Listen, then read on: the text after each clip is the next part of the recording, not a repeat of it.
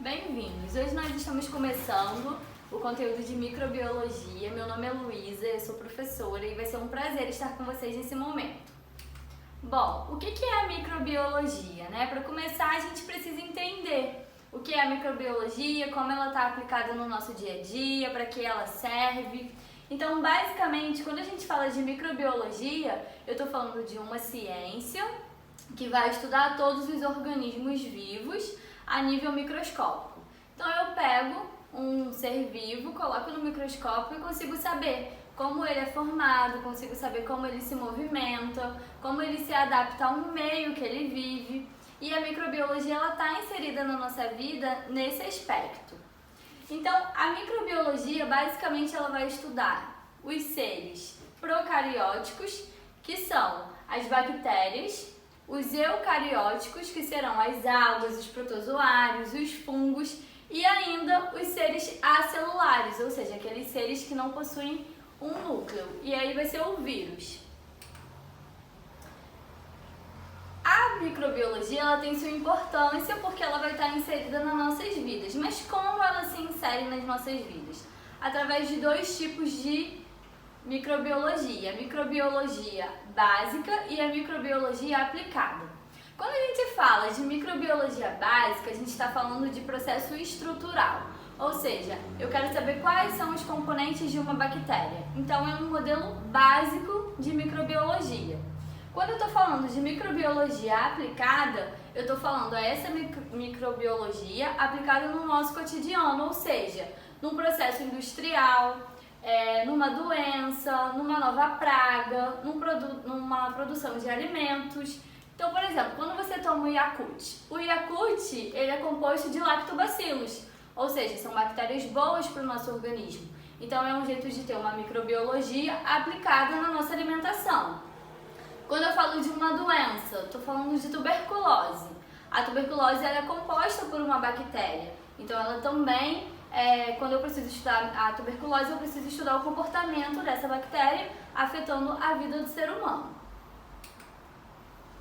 E a microbiologia ela tem áreas de estudos, né? Quais seriam essas áreas? Basicamente, todas as áreas da saúde elas vão utilizar da microbiologia, já que a gente precisa saber como que é o comportamento de vírus, de bactérias, de protozoários, de fungos. Então a gente precisa adentrar nessa ciência. Na odontologia, a gente usa a microbiologia, por exemplo, quando eu vou estudar a formação de uma placa de tártaro, uma placa dental. Quando eu vou falar de cárie, porque eu preciso saber como isso afeta a saúde bucal da população. Então é um estudo mais focado na prevenção, ou seja, eu preciso que a população tenha uma saúde bucal saudável. Então eu preciso estudar meios de prevenir o surgimento, por exemplo, de cárie. Quando ela é aplicada à medicina e à própria enfermagem, basicamente a gente vai se focar em estudar doenças que são infecciosas, ou seja, normalmente fazem transmissão. E eu também vou ter a parte de estudo ligado à infecção hospitalar, que são aquelas infecções recorrentes do meio intra-hospitalar, que ocorrem dentro de um hospital. Quando eu falo de nutrição, aí a gente vai para a parte alimentícia, quando eu quero saber como as doenças são transmitidas por alimentos, como é um controle de validade de um alimento ou a produção de algum alimento, né? Como eu citei o exemplo aí do Yakult. Na biologia vai mais para a parte básica da microbiologia. A gente vai precisar criar mecanismos de estudos mais tecnológicos voltados para a biologia e produzir antibióticos, hormônios, enzimas, até mesmo insumos como o álcool. Na biotecnologia, a gente vai usar todos esses organismos, né, com uma finalidade industrial, ou seja, eu vou precisar pegar esses micro-organismos e adaptar eles para um meio industrial, uma forma de obtenção de lucro, que também não deixa de ser essencial, porque a gente precisa, por exemplo, de agentes de biodegradação, né, para conseguir seguir com a vida aí normal. Então hoje a gente pode dizer que estudar microbiologia é importante para o nosso cotidiano? Sim, né? É muito importante, porque a gente estudando os organismos, estudando a maneira com que eles vivem, a maneira com que eles se adaptam ao meio, a gente consegue tomar medidas aí, desde um controle de doenças na população até mesmo, né, a criação de um alimento, a fermentação de um alimento que vai melhorar a saúde da população no geral. E aí as doenças, né, a gente falou que na medicina e na enfermagem a gente vai estudar muito microbiologia ligadas a doenças. Como as doenças elas se comportavam, né, ao longo das civilizações. Primeira coisa, uma doença ela vai influenciar uma mudança no curso e no crescimento de uma civilização. Ou seja, se eu tenho doenças infecciosas em massa atingindo aquela população em massa, a tendência é que eu tenha mais óbitos, que eu tenha pessoas que venham a morrer. Isso vai mudar o curso dessa civilização. Essa civilização, ela pode vir a reduzir, né, drasticamente. Então isso muda o perfil populacional, porque a doença está afetando a população. Quando a gente tem guerras elas também sofrem influência, né? Porque na guerra a gente não tem higiene, né? Quando a gente tá em casa, tudo muito bom, muito bonitinho, a gente vai lá, toma banho, a gente consegue comer um alimento fresquinho, a gente lava esse alimento, é tudo de uma forma correta. A gente tem uma higiene no nosso dia a dia. Mas em uma guerra, em um cenário de guerra, isso não é possível, né? Às vezes a gente tem soldados de guerra que ficam o quê? Dias, semanas, às vezes sem tomar um banho decente. Então isso vai favorecer o surgimento de doenças. Doenças irão aparecer. E quando essas doenças aparecem, automaticamente elas vão alterar a vida dessas pessoas. Com relação a culturas, a cultura de uma nação vai interferir em como a doença afeta ela. Então vamos usar um exemplo. Na Índia, a gente tem uma Índia que é um grande país, que tem uma população em massa muito grande, e essa população da Índia, ela tem gestos culturais ligados a vestimenta, ligados à alimentação, ligados até mesmo à higiene pessoal, que são peculiares da cultura indiana. Então a gente tem um rio lá que ele é considerado sagrado, um rio abençoado. Mas por ele ser sagrado e por ele ser abençoado, tudo acontece nesse rio, desde batismos, né, até os velórios. Eles soltam os cadáveres naquele rio e as pessoas se banham naquele rio. Quando eles se banham naquele rio, a tendência é que eles venham, sim, a contrair doenças ligadas a essa qualidade de água, ligadas a esses vírus, a esses protozoários que vão estar nesse rio. Então, uma cultura ela influencia diretamente como a doença vai afetar aquela população. Quando a gente tem áreas urbanas em crescimento e esse crescimento ele é feito de uma forma desordenada, de uma forma muito rápida, a gente não consegue também ter um acesso ideal, por exemplo, a saneamento básico. Então, se eu tenho uma cidade e aquela cidade ela começa a ter uma superpopulação de uma hora para outra, pum, encheu de gente. E aí essa superpopulação ela vai ir para bairros periféricos e vai crescer de uma forma desordenada. Eu não vou ter ali construção de casas que tem um saneamento básico perfeito, eu não vou ter ali de repente casas de tijolo, arejadas. Não, eu vou ter ali casas que não vão ter arejamento, que não vão ter entrada de luz solar, que não vai ter uma água tratada, um esgoto tratado. E isso também vai gerar doença para a população que vive nesse meio. Com a prática do comércio nas diferentes nações, a gente também teve uma transição de levar doença e de trazer doença. Então, a partir do momento, né, lá no passado, que os navios eles começavam a atracar de porto em porto, por exemplo, a doença de um local era levada naquele navio com aqueles passageiros para um outro local. E isso ainda é presente, se a gente parar para pensar, né? Não só com parte portuária, mas também com parte de aviação. A gente viaja o tempo todo, a gente vive num mundo muito tecnológico, muito globalizado. Então a gente consegue viajar o tempo todo. E aí a gente tem essa tendência de trazer um determinado vírus ou uma determinada bactéria de um país para outro país e afetar automaticamente a população desse país que está recebendo esse novo vírus, essa nova bactéria. E aí a bactéria, né? Como que funciona uma bactéria? Basicamente a gente tem um modelo de bactéria que é um modelo estrutural muito comum, ou seja, a maioria das bactérias são formadas por esse modelo. Então a gente tem um DNA, que é o material genético dela, que vai ficar sempre no meio dela, lá imergido, imerso. E aí a gente tem um ribossomo em volta, que são proteínas, a cápsula, a parede celular e o flagelo.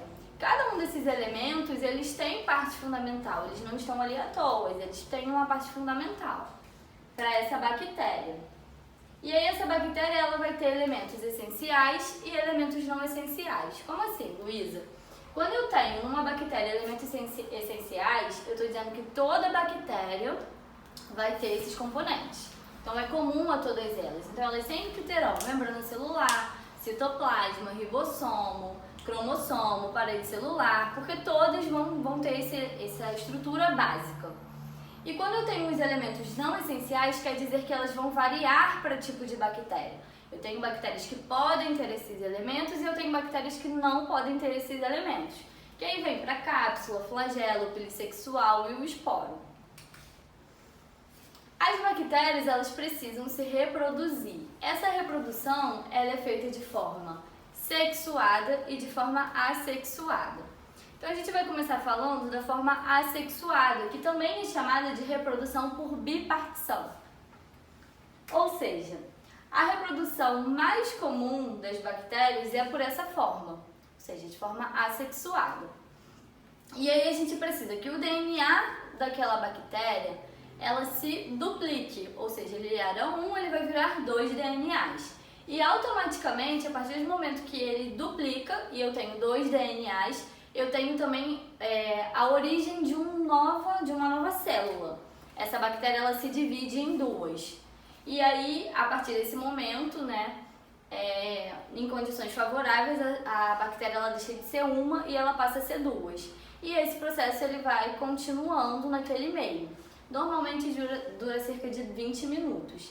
A gente precisa atentar que duplicação ou reprodução por bipartição, reprodução assexuada não é a mesma coisa da mitose, que a gente aprende lá no ensino médio, que uma célula vira 2, que vira 4, que vira 6, não é a mesma coisa, tá? Em uma bactéria a gente precisa que esse DNA se duplique para a partir de então ela originar uma nova célula, uma nova bactéria. Então é basicamente esse processo. Eu tenho uma bactéria, que aí eu tenho esse material, esse DNA, material genético, que vai se dividir em 2, e aí automaticamente essa célula ela se desmembra. Por quê? O material genético vai ter todas as informações dessa bactéria. A partir do momento que eu copiei ele, que eu dupliquei ele, ele pode originar uma nova célula com as mesmas características da anterior. A gente também tem a reprodução por esporulação. Como assim? Lembra que a gente falou de elementos não essenciais? Algumas bactérias elas têm um elemento não essencial que se chama esporo. Em alguns lugares a gente vai ver o nome de espórulo, mas é a mesma coisa. As bactérias por esporos, basicamente elas vão se multiplicar quando ela tem um ambiente favorável a essa condição. Então a célula que tem um esporo, ela vai se desidratar.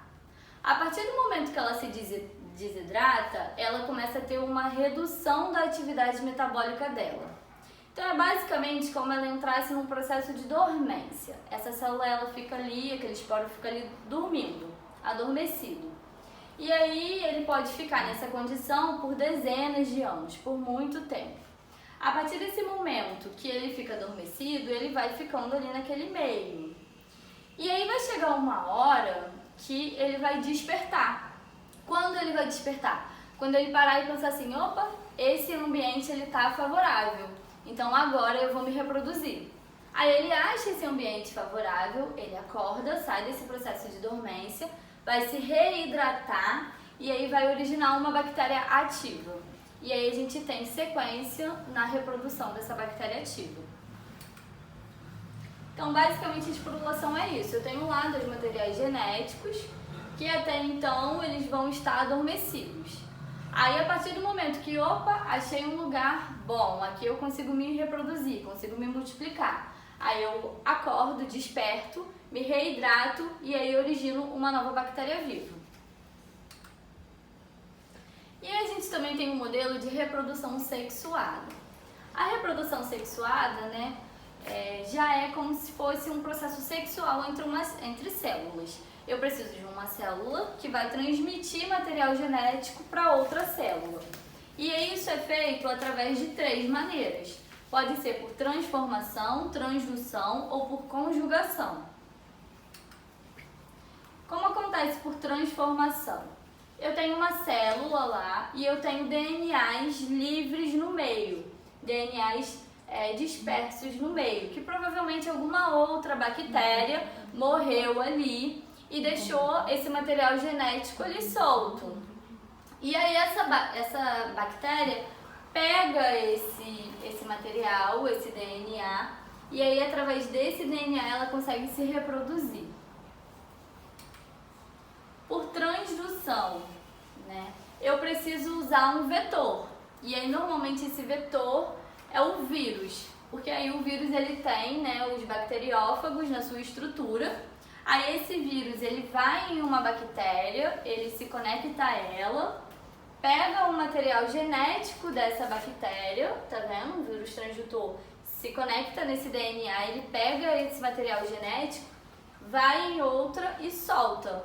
E aí a gente tem um vírus levando material genético de uma célula para outra, de uma bactéria para outra. E a conjugação é quando eu tenho uma célula, uma bactéria macho e uma bactéria fêmea. E aí automaticamente eles vão precisar trocar material genético entre eles. O macho passa para a célula fêmea. Como isso é feito? Isso também é feito através de um elemento não essencial, que é o pili. Então algumas bactérias elas vão se reproduzir especialmente dessa forma por ter o pili sexual. E aí eles vão, se juntam e através do pili, um material genético, DNA, sai da célula macho e vai para a célula fêmea.